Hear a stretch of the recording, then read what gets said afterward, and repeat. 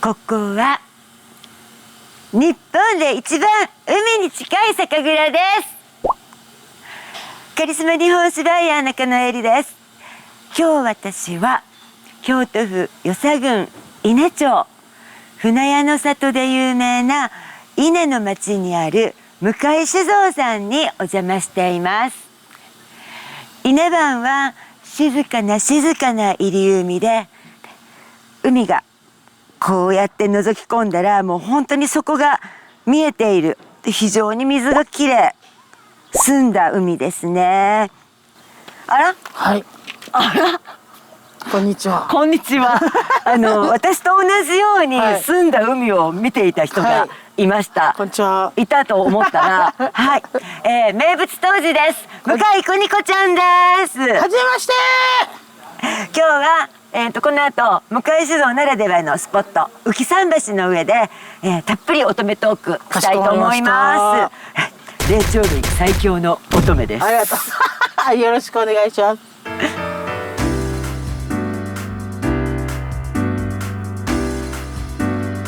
蔵に修行行ってたら常識叩き込まれて稲なんかできてねえぞって言われたんで。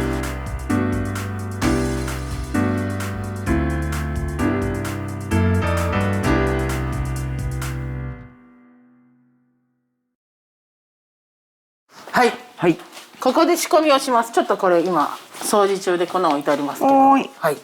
こんな感じでここからぐるーっと、2週半から3週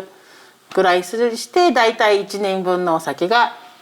仕込み終わりますね。タンク何本あるの？この使ってるタンクは10本10をぐるっと回しながら使ってます。はい。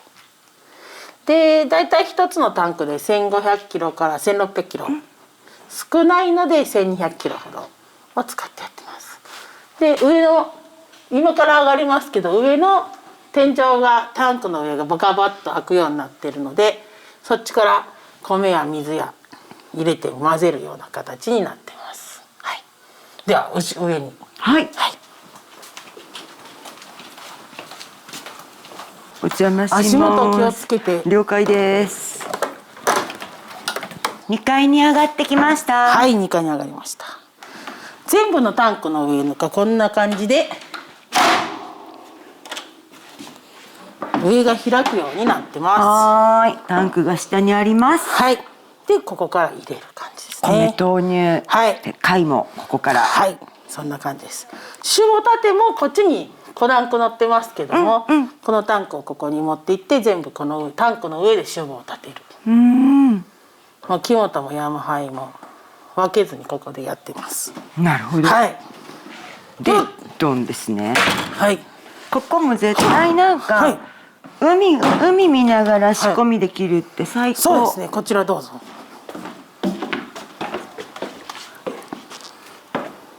大丈夫です。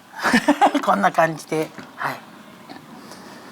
ここにね、今ちょっと片付けてるんであれですけど、机がここに置かれてるんで、気持ちいい場所になってます。海が見える。こっちからこう見ると船屋も見えて。ね、本当だ。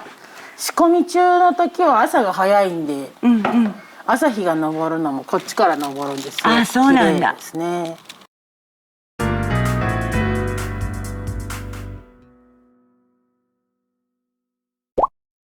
くにちゃん、美味しい岩牡蠣。はい。あれは夏美っていう名前なんですよね。そうです。ごちそうさまでした。ありがとうございます。私たちが今いるところは海の上です。ここは浮桟橋。はい。ね、向井酒造さんに来たら、私が絶対もう一番先にここに来たがってっていうか来て、なんかめっちゃここでこう海をぼーっと眺めたりとかするのが大好きなんですけど、ずらっとね船屋が見えて、めっちゃいいとこですよね。はい。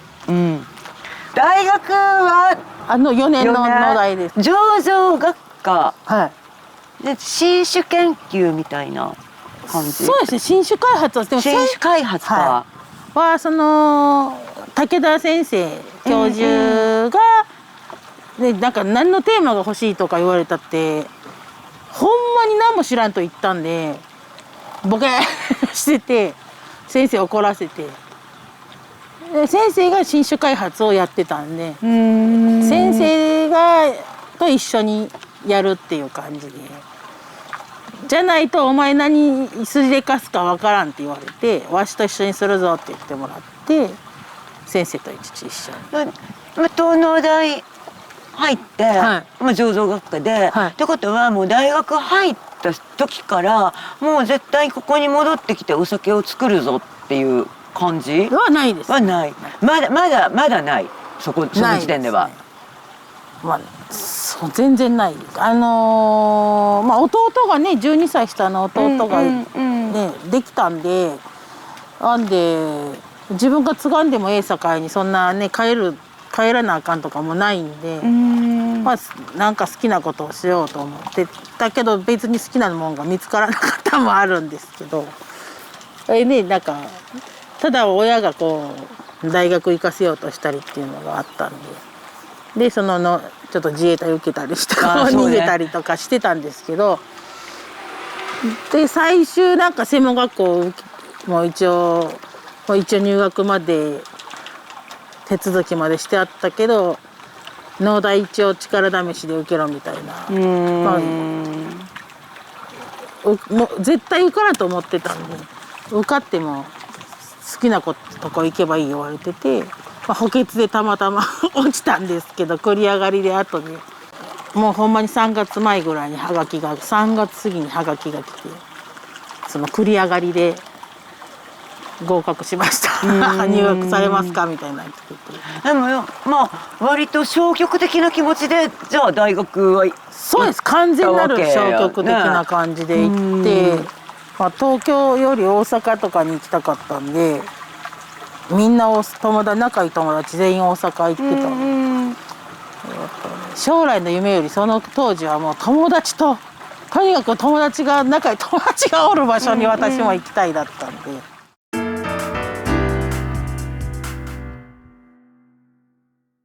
最初かりちゃんがこう大学卒業してここに戻ってきた時に、自分がやっぱりこう頭張ってやるようになって作ったお酒とか作ろうと思ったお酒と今作りたいお酒って変わった？帰ってきた頃は、なんかこう自分が好きなお酒っていうよりなんか流行りのちょっと香りが高いとかそういうなんかちょっと流行ってた時今はねそういうんじゃなくなってますけど、当時ってなんか生が流行ってすごい生になったりなんか大吟ブームが来たりとかあったりなんか波に乗らんとあかんのちゃうかみたいな思っててなんか焦ってやってた頃もあったんでそうなるとなんかお客さんの進め方も自分自身がブレてたんでこれ作らなあかんなみたいなだったんが途中ででも小さい蔵だし人前でこうお酒勧めるに自分が好きな酒じゃないと接客が嫌だったんでそれで途中からやっぱり接客が嫌？なんかなんだろう自分がめっちゃこの酒作りたいと思って作ってたとかでもなくて、なんか今香り系が流行っとるで香り作らなあかんなとかってやってるとあんま楽しくなかったんですけど、もうそういうの周り気にせずにそれこそ自分の好きな酒をっていうので、6号に変えて木本入れてヤマハ入れてってやりだしてから楽しくなりだしてそれまではなんか目を引きにするっていうかだったんでそれがガラッて変わった27か8の時にヤマハ木本やりだした頃からヤマハ木本下もやっぱり外で自分がヤマハと木本ばっかり好んで飲んでるんでこんな好きなのになんで家で作ってへんのだろうと思ってで木本系はやってなかったんですけど途中で木本入れたりとかで自分が好きなお酒ってなった時にやっぱり6号系とかの素朴なあんまりなんだろうな、悪く言ったら自己主張はない感じ、普通の日本酒が好きだったんで、なんで木本も山ハイもそこまで木本ってしてる感じっていうよりは、少し飲んだ後少し木本の風味が残るぐらいの。だからむちゃくちゃこう乳酸が暴れてる感じがないもんね。あんまりなんか何の気なしに飲めるようなお酒をやりたいなと思ってたんで、どっちかって言ったら目立たんようなお酒で素朴で、私が缶とか常温で飲むのが好きなんで、冷やさんと飲める酒ってなると、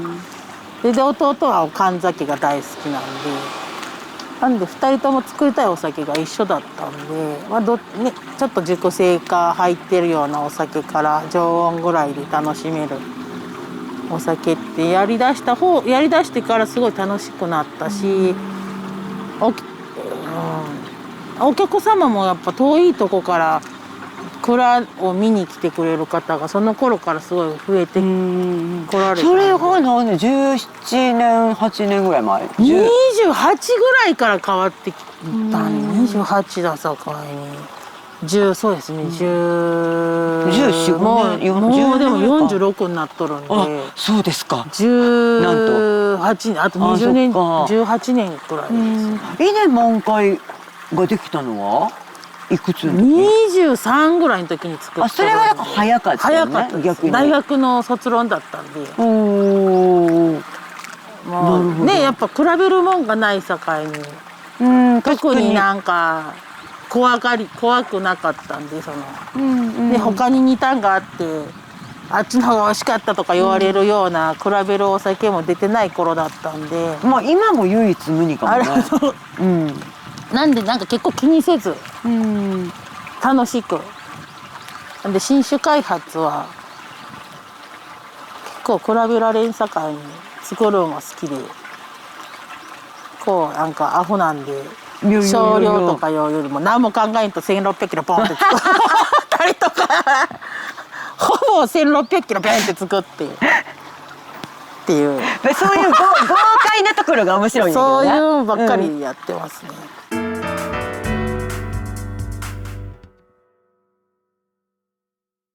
満開って赤米で仕込んだ真っ赤なお酒ね、稲満開ってもうある意味国ちゃんの代名詞みたいにそうですね、ありなっがたいです。てね、私がね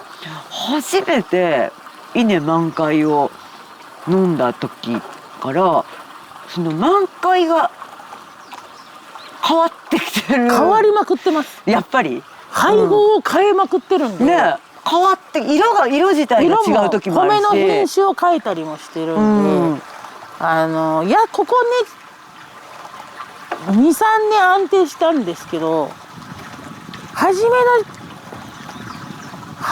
の5年間はほんまになんかもう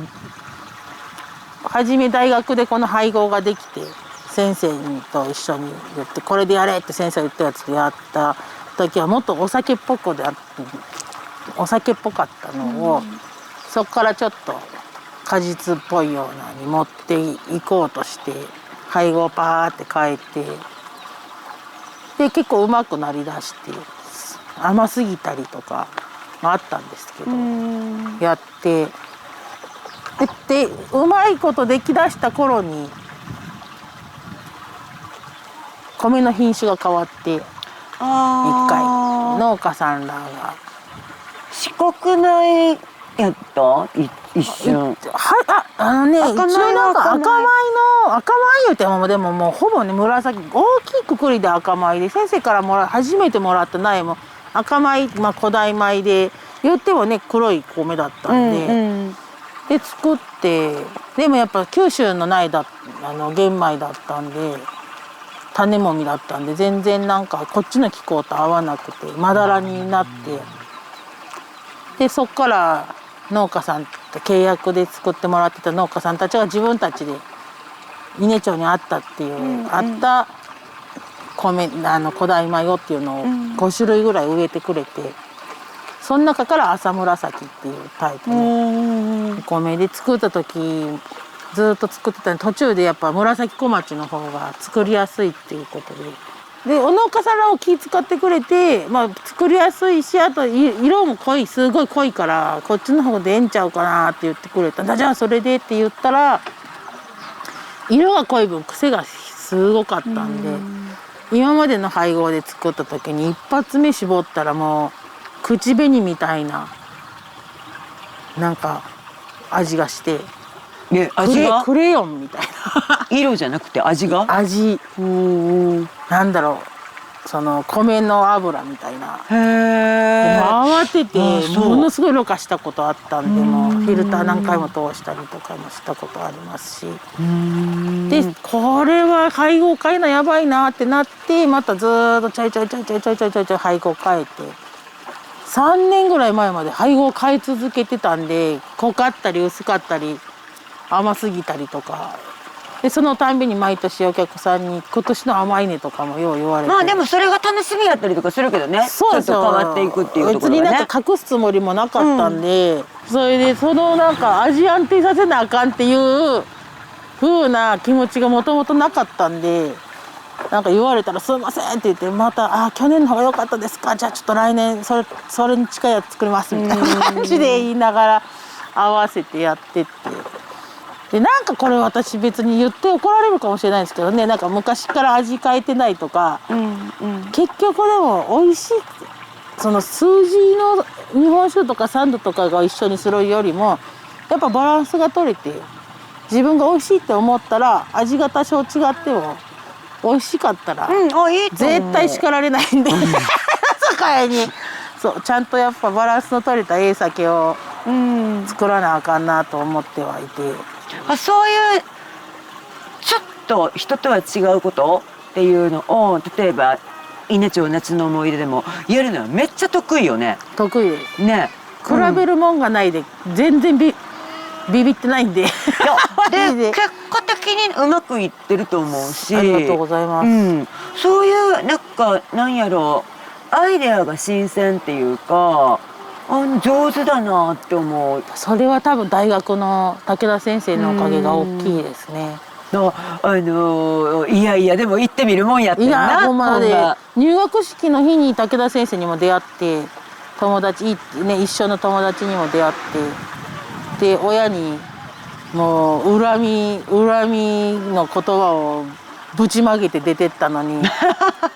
入学式の後すぐ一応電話して「行かせてもらってありがとうございます」って言って電話かけて、恨みの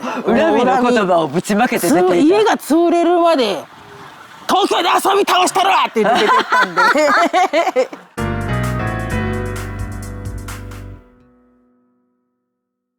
ね、まさか私がずっとここにいることになると思ってなかったんで、私もいずれ結婚して出るから親孝行せんとこれは罰当たるなと思ったんで、やっぱ大学行かしてもらったことにとっても感謝したんで、もう戻ってきて。だからよその蔵に行ったとか研究所とかっていうのはないよね、くにちゃんは。よその蔵に行く予定はあったんですけど、新亀さんにも専務に来ていいぞって言ってもらってたんで、もうすぐ卒業したら新亀さんだって決まってたんですけど、それがやっぱネックになってて、外でね、ほとんどほとんどの蔵のそのね当時さんだってみんな。倉本さんだってみんな勉強して帰ってきてるの。まあ一回は研究所なり他の蔵なりってねしてはるけど、私これ大丈夫かって思ってたんで、満開作ってあれね新種開発であれした言うたって、やっぱり私は経験がない、外での経験がないっていうのがもうそのなんか劣等感の塊みたいだった部分があったんで。ああそう。でも栃木のその英検さんっていう特攻の英検さんに「いや修行してないから私は修行してないさかいに」みたいな、恥ずかしい当日言われるのが嫌だっていうのを言ってて「お前はそれでいいんだよ。お前外の蔵に修行行ってたら常識叩き込まれて稲なんかできてねえぞ」って言われたんで。もう今でこそねなんかいろんなところがやってるから全然ねそれが常識じゃなくなったのも、ね、それこそ変わったのを作るのが常識になってきてますけど、当時はやっぱりねなんかやっぱ怖いって言ってて、やってるとこもないし、もうそのぐらい前やったらやっぱりちょっと変わったことをして、ちょっと変わったお酒できましたってなったら、ある程度その市販店さんなんかの中でも下手物扱いみたいになってて、で私割とそういうの好き。なんかもう飲む人が好きに飲んでくれたらええっていうのがほんまに普通になって、それで飲食店さんとかのやっぱプロの人らがさらにそれを来た人に「こんなのあるで」って飲み方を教えてくれて、みんながわーってなったらもっと嬉しいですし、なんでほんまになんかねブレンドとかもみんなしてそういうのめっちゃ嬉しいですよね。なんかそのこだわりすぎて伸びるはずの日本酒がもっとこう面白く伸びるはずなんが、こだわるのもいいんですけどカチカチすぎた部分が今ふわっとこうもう何でもありになってきたので、こだわりもよしちょっと遊ぶんでもよしみたいな、ここでみんながそれを楽しんで受け入れてってなってきてるんで、ほんまに世界の日本酒になるにはやっぱりそういうのが大事だと思うんで。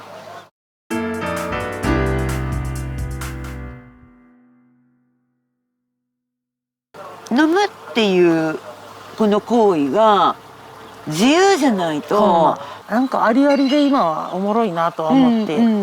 だいぶ柔軟性が出てきたし、なんか自由になってきたなとは思うし、なんでしょうね、こうもうラベル一つとってももう競い合うように目を引くラベルをねみんなするし、もう白麹黒麹も当たり前ではないけどやっぱ広く使ってる。でもね毎年やっぱ増えてきてますよね。増えてきてる。蔵でもね、もううちは全部これでやるんですよっていう蔵も出てきてるし、あとやっぱり酵母なんかでもね赤色アデニンとか使うところも増えてきてるし、面白いなって思う。そうなんですよ。それでほんまで自分がそれで蔵元それぞれで自分が美味しいと思った酒作ったらええんださかいに全然楽しいですよね。そういう意味ではもう本当に飛び抜けてるね。夏の思い出のそのね焼酎麹使ったがもう21年前なんで、ね、数年前から焼酎麹が流行りだした時はフフフって思ってましたね。俺は20年前からやってましたよって思って見てましたけど、だから夏の思い出でねやっぱ2000年仕込みはすげえ大事に置いとかなあかんなと思って。そうね、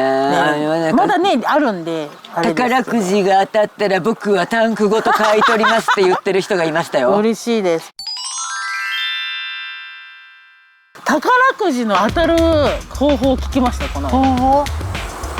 自分の最強の方角をまず聞いて、その方角の一番遠い場所に行って、北海道だったら北海道行って鼻の大きな売店の女の人にから買うんがいいらしいです。で眼鏡もしかけてたらチケットを選ぶ時だけ外してもらってで売ってもらう間眼鏡外しといてもらって、それ結構当たった人おるんだね。申し伝えておきます。